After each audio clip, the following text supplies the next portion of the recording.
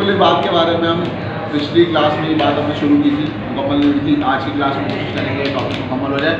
حقوق العباد سے مطلب کیا ہے، مراد کیا ہے؟ ہر اس شخص کا حق جو اس دنیا میں آپ کو نظر آ رہا ہے، یعنی کہ ہر آدمی کا حق، انسان کا حق. ایک حق ہوتا ہے اللہ کا. اللہ کا حق یہ ہے کہ اس کی عبادت کی جائے، اس کے سامنے سجدہ ریز ہوا جائے.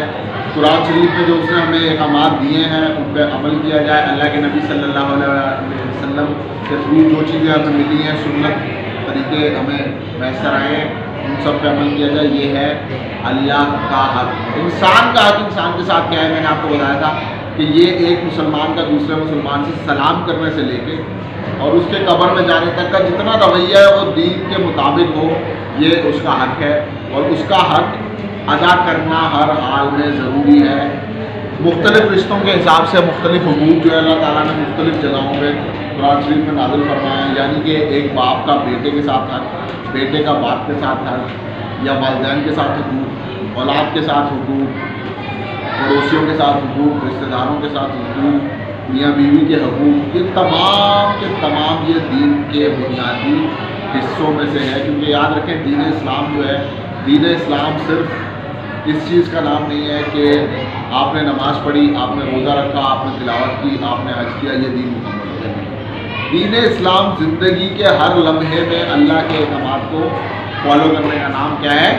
دین اسلام ہے. اگر ہم ایسا کریں گے تو ہی ہم ایک اچھے مسلمان بن سکیں گے.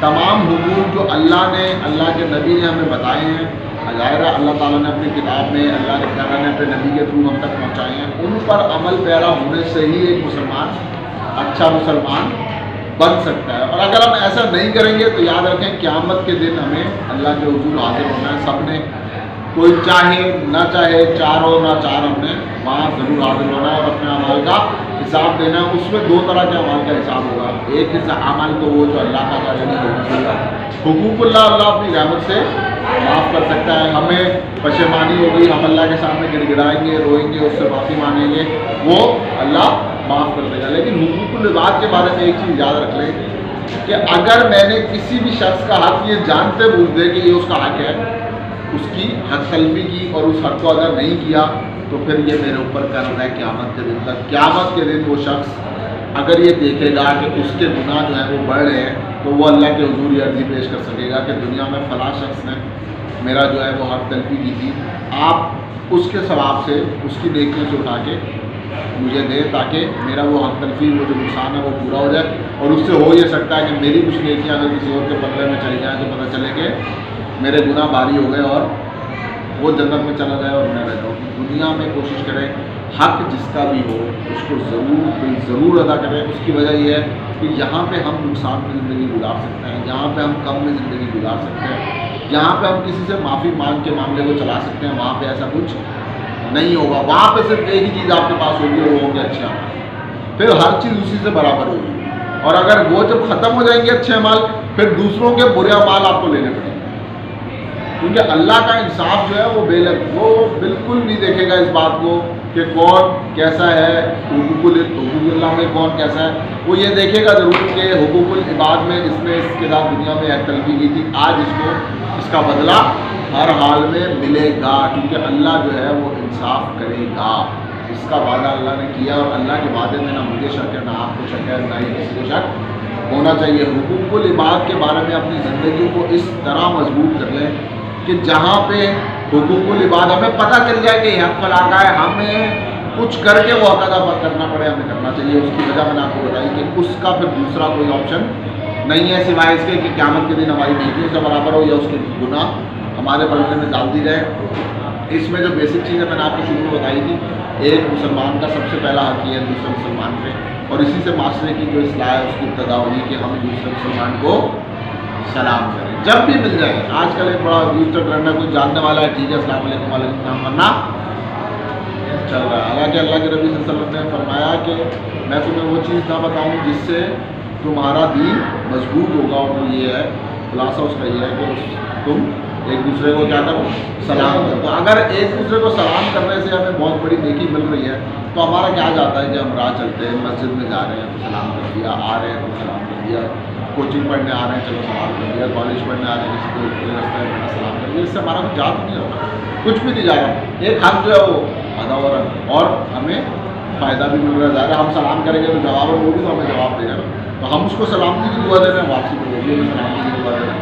تو فائدہ تو ہر طرح سے ہے نا, اس فائدے کو بڑھانے کی ہمیں فی الفور ضرورت ہے. اس کے علاوہ والدین کے حقوق, والدین کی نافرمانی جو ہے وہ بڑے گناہوں میں سے ایک ہے. والدین کا حق یہ ہے, اللہ کے نبی صلی اللہ علیہ وسلم نے فرمایا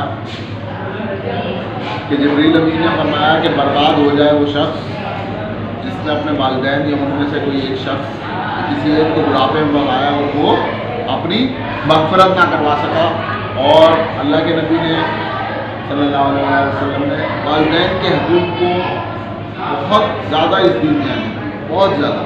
ہم بہت ہی برے قسم کے لوگ ہیں کہ جب جوانی کا جوش ہمارے اندر آنے لگتا ہے نا, جب ہم بڑے ہونے لگتے ہیں, جب ہماری عقل کام کرنے لگتی ہے, ہمارے والدین الٹیمیٹلی ظاہر ہے جوانی کی عمر کو اس وقت کراس کر چکے ہوتے ہیں, تو ان کو کوئی پریشانی بھی ہو سکتی ہے, ان کو کوئی بیماری بھی ہو سکتی ہے, کوئی بھول بھی لاحق ہو سکتی ہے.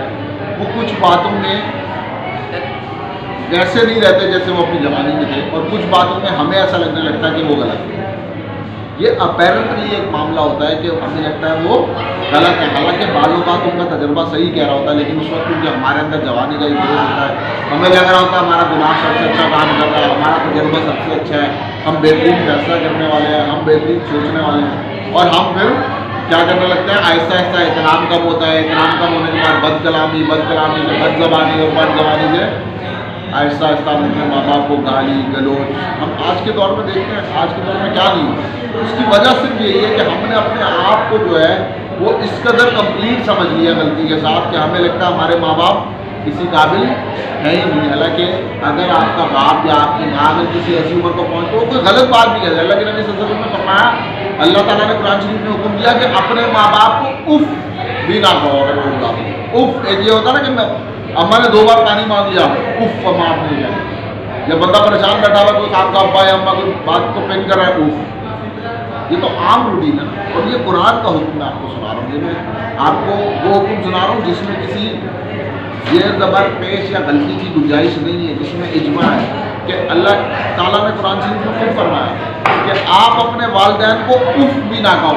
اور ہم کیا کیا کہتے ہیں, کیا کیا کرتے ہیں, یہ تو ہمیں خود اپنے گربان میں جاننے کی ضرورت ہے ہر شخص کو, کہ ہم اپنے ماں باپ کو کیا کیا نہیں کہہ دیتے, ہم اپنے ماں باپ سے کس قسم کی بد زبانی بد کلامی نہیں کر لیتے, اور پھر ہم یہ سوچتے ہیں کہ ہم قرآن کے ڈائریکٹ حکم جو ہے اس کو ہم توڑتے ہوئے آگے بڑھتے جا رہے ہیں. تو کیا قیامت کے دن ہم نے اس کا جواب نہیں دینا. یہ وہی ماں باپ ہیں جنہوں نے ساری رات جو ہے وہ ہماری خدمتیں کی ہیں. جب ہم ایسی حالت میں تھے ہمیں کچھ پتہ ہی نہیں تھا, ہم پہ بھی تو ایک ایسا دور تھا نا کہ ہمیں پتہ ہی نہیں تھا کھانا کیا ہوتا ہے, پینا کیا ہوتا ہے, صحیح کیا ہے, غلط کیا ہے, پاک کیا ہے, ناپاک کیا ہے, ہمیں تو نہیں پتہ. سردیوں میں اگر کوئی بچہ بستر پہ پیشاب کرتا ہے تو ماں اس گیلے بستر پہ لیٹے لیتی ہے, ساری رات سردی برداشت کرتی ہے. اور ہم کیا کرتے ہیں اپنے ماں باپ کے لیے, اگر ایک رات وہ بیمار ہو جائے تو ہمارے لیے یہی مشکل ہوتا ہے کہ ہم ان کے سرانے بیٹھ کے ان کا دل مشکل ہوتا ہے نا. کیوں؟ کیونکہ ہم اپنے جوانی کے جوش میں سمجھ رہے ہوتے ہیں کہ پتہ نہیں بوڑھا آدمی جو ہے وہ پتہ نہیں کیا ناٹک کر رہا ہے کہ میرا بیٹا ہی میرے پر بیٹھا ہے یا میری بیٹی میرے پر بیٹھی ہے. لیکن ہمیں ان چیزوں کو سمجھنے کی ضرورت ہے. معاشرے میں اصلاح حقوق و لباس کو پورا ادا کرنے سے آئے گی. اسی طرح دوسرا جو معاملہ ہے وہ یہ ہے کہ اپنے بچوں کے حقوق بھی پوری طریقے سے ادا کرنا چاہیے. اس کا نام رکھنے سے لے کے اس کی تعلیم تربیت, اس کا کھانا پینا, اس کو اچھا معاشرہ دینا, اس کو اچھی تعلیم دینا, یہ سارے جو حقوق ہیں یہ اولاد کے حقوق ہیں جس کو ماں باپ کو بہرحال پورا کرنا چاہیے. ظاہر ہے یہ آپ لوگوں سے اس وقت اتنا ریلیٹڈ نہیں ہے کہ میں اس پہ بات کروں. بہرحال یہ بھی حقوق لباس کا حصہ ہے. اس کے آگے چلے تو میاں بیوی کے حقوق آج کل معاشرے میں اس قدر ناچاکی ہے, شوہر بیوی کو دیکھ کے خوش نہیں ہے, بیوی شوہر کو دیکھ کے خوش نہیں ہے. ایک عجیب قسم کی فضا اور ماحول بنا ہوا ہے. گھر میں گھسو تو ہر کسی کے ہاتھ میں ایک اسمارٹ فون ہے, وہ اپنے میں لگے ہوئے ہیں. بات کرنے کے لیے کوئی ایک دوسرے سے تیار نہیں ہے. بات کریں گے تو ناچاکیاں دور ہوگی, بڑھیں گی. ایک دوسرے کو دیکھیں گے تو ناچاکیاں دور ہوگی, محبتیں بڑھیں گی. ہم نے یہ سارے معاملات تباہ کر کے رکھ دیا ایک موبائل کے چکر میں یا ٹی وی کے چکر میں. میاں بیوی جو ہے ایک رسمی تعلق تو وہ دنیا کے سامنے نبھا رہے ہیں، لیکن ان کا ذاتی کوئی تعلق نظر ہی نہیں آتا کہ ان کے بیچ میں کوئی محبت کا تعلق بھی ہے۔ میں آج معاشرے میں گھومتا ہوں تو شاد و نادر کوئی ایسا کپل نظر آتا ہے جن میں پتہ چلتا ہے واقعی ان میں محبت بھی ہے، ورنہ رسم تو ہے، دنیا دکھاوا تو ہے، پتہ تو ہے کہ ہاں یار یہ میاں بیوی یہ دکھا رہے ہیں کہ ان میں محبت ہے، لیکن دراصل کچھ بھی نہیں ہے۔ گھروں کے ماحول خراب ہے، اس خراب ماحول سے بچے افیکٹڈ ہو رہے ہیں، بچے افیکٹڈ ہونے سے معاشرہ خراب ہو رہا ہے۔ ہم لوگوں نے یہ سوچا ہی نہیں کہ اللہ کے نبی صلی اللہ علیہ وسلم نے، ایک مفتی صاحب کا میں ایسا بیان سنتا ہوں، بڑی اچھی بات کرتے ہیں کہ اللہ کے نبی صلی اللہ علیہ وسلم نے ہمیں 11 گھروں سے زندگی سکھائی ہے کہ زندگی گھر کے اندر کیسے گزارنی ہے، 11 گھروں، اور ہم نے کسی ایک سے بھی نہیں سیکھا کہ زندگی گھر کے اندر کیسے گزارنی ہے۔ گھر کے اندر داخل ہو رہے ہیں کچھ ہنس کے مسکرا کے داخل ہوں، بیوی کے ساتھ اس کے کاموں میں ہاتھ بٹائیں، یہ زن مریدی نہیں ہے، یہ پتہ نہیں کہاں سے ایک چیز ہمارے بیچ میں آ گئی کہ یہ تو رن مرید ہے کہ بیوی کے ساتھ کام کرا ہے۔ بیوی کے ساتھ کام تو اللہ کے نبی کی سنت ہے کہ بیوی کا ہاتھ بٹائیں، یہ تو اللہ تعالیٰ کے نبی نے ہمیں سکھایا کہ جب گھر میں آ جائیں تو گھر والوں کے ساتھ خوش و خرم زندگی گزاریں۔ مرد کا یہ کریکٹر نہیں ہے، آپ سب لوگ جو ہیں وہ لڑکے ہیں، یہ مرد کا کریکٹر نہیں ہے کہ وہ گھر جا کے اچھا یہ نہیں ہوا نمک کیوں زیادہ، یہ کریکٹر مرد کا نہیں ہے۔ مرد کا کریکٹر یہ ہے کہ وہ گھر جا کے گھر والوں کو سکھائے، بیوی بچوں کے ساتھ بیٹھ کے ان کو اچھی بات سکھائے، اور اگر ان کو کسی چیز میں مشکل آ رہی ہے تو پیار اور محبت کے ساتھ اس کو حل کرے۔ عرب میں یہ بات میں ضرور بتاؤں گا کہ ایک حدیث میں نے سنی اسی بیان میں مولانا صاحب کے، انہوں نے بتایا کہ عرب میں یہ بات بہت معیوب سمجھی جاتی تھی کہ کوئی اپنی بیوی کے معاملے میں کہے کہ مجھے اس سے محبت ہے، اور اتفاق یہ ہوا کہ اللہ کے نبی کی محفل میں ایک شخص آیا اور اس نے سوال کیا کہ یا رسول اللہ صلی اللہ علیہ وسلم، آپ کو اس دنیا میں سب سے زیادہ محبت کس سے؟ تو اللہ کے نبی صلی اللہ علیہ وسلم نے بے ساختہ فرمایا عائشہ۔ اب وہ شخص پریشان ہو گیا، اس نے کہا کہ یہ تو ایک تو عرب کا معاشرہ جس میں یہ بات سنی نہیں جا سکتی تھی کہ کوئی اپنی بیوی کا نام لے کے کہے کہ مجھے دنیا میں سب سے زیادہ محبت اس سے۔ چلے اگر یہ ہو گئی تو اس شخص نے کہا کہ یا رسول اللہ میں چاہ رہا تھا کہ آپ اپنے ساتھیوں میں سے مجھے بتائیں کہ کس سے آپ کو سب سے زیادہ محبت ہے۔ تو اللہ کے نبی صلی اللہ علیہ وسلم کی ظاہرہ پہچان گئے کہ یہ بات اللہ کے نبی صلی اللہ علیہ وسلم نے اس بات کو دہرایا کہ مجھے مردوں میں یا اپنے ساتھیوں میں سب سے زیادہ محبت عائشہ کے باپ سے، یعنی ابوبکر صدیق رضی اللہ تعالیٰ عنہ۔ تو کہنے کا مقصد یہ ہے کہ یہ چیزیں اللہ کے نبی ہمیں سکھا کے گئے ہیں کہ گھر والوں سے محبت کیسے کرنی ہے، گھر میں زندگی کیسے گزارنی ہے، ڈاؤن ٹو ارتھ ہمیں کیسے رہنا ہے۔ مرد جو ہے وہ اپنی بیوی کے اوپر حکمران بن کے نہیں آیا ہے، وہ اس کا ساتھی بن گیا ہے۔ اور اسی طرح عورتوں کا معاملہ ظاہر ہے وہ آپ لوگوں سے ریلیٹڈ نہیں ہے، لیکن آج کل کی عورتوں کا معاملہ بھی بالکل مختلف ہے۔ وہ بھی گاڑی کے 2 پہیے بن کے چلنے کے لیے تیار ہی نہیں ہے۔ وہ ایک عجیب معاملہ ہے جو ہم نے پہلے بھی ڈسکس کیا تھا، عورت مارچ کے ہمیں ہمارے حقوق دیے جائیں، ہمیں فلانا کیا جائے۔ کون سے حقوق، کس چیز کے حقوق؟ حقوق تو وہ ہے جو دین نے تمہیں دے دی، اس سے زیادہ کیا چاہیے؟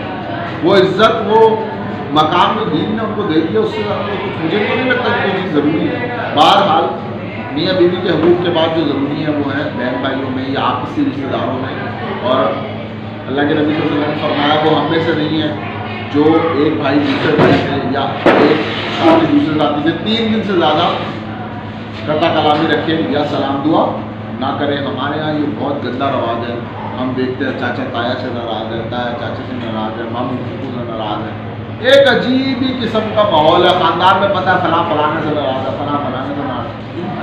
وجہ اور وجہ کیا ہے؟ مفاد پرستی ہمارے بیچ میں اتنی آ گئی ہے کہ میں ٹھیک رہوں، میرے بچے ٹھیک رہے، میرا گھر ٹھیک رہے، بھلے مجھے باقی سب کو کاٹ کے پھینکنا پڑے گا۔ دین نے تو ہمیں یہ بتایا کہ اپنے گھروں میں اپنے آپس میں محبت اس قدر رکھو کہ تم لوگوں کو، تاکہ ایک دوسرے کا پتہ رہے۔ کسی کو کوئی مشکل آ رہی ہے تو پتہ ہو کہ کسی کو کوئی مشکل آ رہی ہے، کسی کو کوئی پریشانی آ رہی ہے، کوئی بیماری ہے تو پتہ ہو کہ پریشانی ہے، بیماری ہے۔ یہاں تو بیماریوں کا فوجیوں کا فون چلا جاتا ہے لوگ یہاں، یہ کہاں سے آ گیا؟ یہ تو دین کا مزاج ہی نہیں۔ دین کا مزاج تو پیار محبت اور الفت کا مزاج ہے، جوڑنے کا مزاج ہے، برادری اور بھائی چارے کا مزاج ہے۔ یہ تو دین کا مزاج ہی نہیں ہے کہ ساتھ میں پتہ ہی نہ ہو۔ آج آپ شہروں کی زندگی دیکھیں، ہم شہروں میں رہتے ہیں نا، پتہ ہی نہیں ہوتا، ساتھ میں جب ٹینٹ لگ جاتے ہیں جنازہ آ کے رکھا جاتا ہے، پتہ چلتا ہے فلاں مر گیا، اور اس میں بھی وہ رسم اتنی ہوتی ہے کہ نماز فرض پڑھی، اگر ٹائم ہے تو اس کے بعد جنازہ پڑھ لیا بس۔ یہ بھی بہت بڑی بات ہے کسی چیز، ان کے رشتے دار ہی 4 سطر پہ بیٹھے ہوئے نظر آ رہے ہیں، کیا اس کا دکھ آپ کا دکھ نہیں ہے؟ اللہ کے نبی صلی اللہ علیہ وسلم نے فرمایا مسلمان آپس میں جسم واحد کی طرح ہے، کہ اگر کسی بھی جگہ ایک ہلکی سی کیل لگ جائے گی تو پورا جسم جو ہے وہ پریشان ہوگا. ظاہر ہے اگر آپ کو کہیں ایک جگہ جسم میں تکلیف ہے آپ نہیں سو سکیں گے. ادھر تو ساتھ والے گھر میں جنازہ ہو تو ساتھ والے سو رہے ہوتے, پتہ ہی نہیں ہوتا انہوں نے کھایا بھی ہوتا نہیں. اس گھر میں بھوک اور پیاس اور فاقے ہیں اور ادھر جو ہے وہ پارٹی چل رہی ہے. ایسے کیسے معاشرہ آگے بڑھے گا؟ جب تک ہم ان حقوق کا خیال نہیں کریں گے معاشرہ آگے نہیں بڑھے گا. پڑوسی کے حقوق تو اللہ کے نبی نے ایک جگہ مقام پہ فرمایا صلی اللہ علیہ وسلم کہ مجھے اس حد تک خدشہ ہونے لگا تھا کہ اللہ نے پڑوسی کے بارے میں اتنے حقوق جو ہے وہ بتا دیے ہیں کہ کہیں پڑوسی کو جو ہے وہ وراثت میں جو ہے حقدار نہ ٹھہرا دیے گئے. مجھے یہ بھی خدشہ ہوا. اس کی وجہ یہ تھی کہ پڑوسی کے حقوق اس قدر بلند ہیں. اور آج تو اکثر کو یہی نہیں پتا ہوتا کہ پڑوس میں رہتا کون. یہ تو بات کی بات ہے کہ میرے گھر پکے میں اس کے گھر بھیج دوں. یہ تو بات کی بات ہے کہ میرے گھر اگر کوئی فروٹ آیا تو میں پڑوسی کے گھر بھیجوں کہ اس کے بچوں نے پتہ نہیں ہے موسم کا پھل کھایا ہوگا یا نہیں کھایا ہوگا. یہ تو بات کی بات ہے کہ میں اس کی خوشی غمی میں اس سے پوچھوں بھائی کوئی مشکل ہے تو پریشانی ہے تو مجھ سے شیئر کروں. یہ تو بہت بات کی بات ہے. ہمیں تو یہی نہیں پتا ہوتا رہتا کون ہے, یہی نہیں پتا ہوتا اس کے گھر میں بزرگ کتنے ہیں, بچے کتنے ہیں, عورتیں کتنی ہیں, کہ کبھی اگر اس کو کوئی سپورٹ کرنا پڑ جائے تو ہم کیسے کریں گے, ہمیں پتہ ہی نہیں. ہمیں صرف یہ پتا ہے صبح اٹھ کے مشین کی طرح آفس جانا, پیسے کمانے, گھر آنا, اپنے بیوی بچوں کو کھلانا ٹائم سے. اور یہ بھی ہم مجبوری سمجھ کے کر رہے ہیں. مزے کی بات نہیں, اپنے ہی بیوی بچوں کو جو کھلانا ہے جو کمانا ہے اس کو اپنی ڈیوٹی بنایا. کیوں ہم کرتے سب کچھ ہیں لیکن دین کے اس سسٹم کو سائڈ پہ ہم نے سوچنا ہی چھوڑ دیا کہ حقوق کس چیز کا نام ہے. اگر ہم نہیں سوچیں گے نہیں کریں گے تو پھر تبدیلی کیسے آئے گی؟ پھر تو نعرے لگاتے رہیں, پھر تو روڈوں پہ آتے رہیں. میں آپ کو گارنٹی کرتا ہوں کچھ نہیں ہو سکتا. اس کی وجہ یہ ہے کہ آپ دین کے سسٹم کو اپنی زندگی کے سسٹم کے اندر شامل نہیں کریں گے. آپ کچھ نہیں کر سکتے. میاں بیوی آپس میں خوش نہیں رہ سکتے, ماں باپ اولاد سے خوش نہیں ہوں گے, اولاد ماں باپ سے خوش نہیں ہوگی, پڑوسی پڑوسی سے خوش نہیں ہوگا. معاشرے میں جب اتنی ناچاکیاں آ جائیں گی, اتنی برائیاں آ جائیں گی تو پھر ایک بہتر معاشرہ, ایک صحت مند معاشرہ نہیں بن سکتا. لہذا حقوق العباد پہ بس میں یہ بات کہہ کے بات کو ختم کروں گا کہ حقوق العباد کو جب تک ہم اہمیت نہیں دیں گے, دین کے اس سسٹم کو جو حقوق العباد کا سسٹم ہے نافذ العمل نہیں کریں گے, معاملہ آگے نہیں بڑھے گا. اللہ ہم سب کو عمل کرنے کی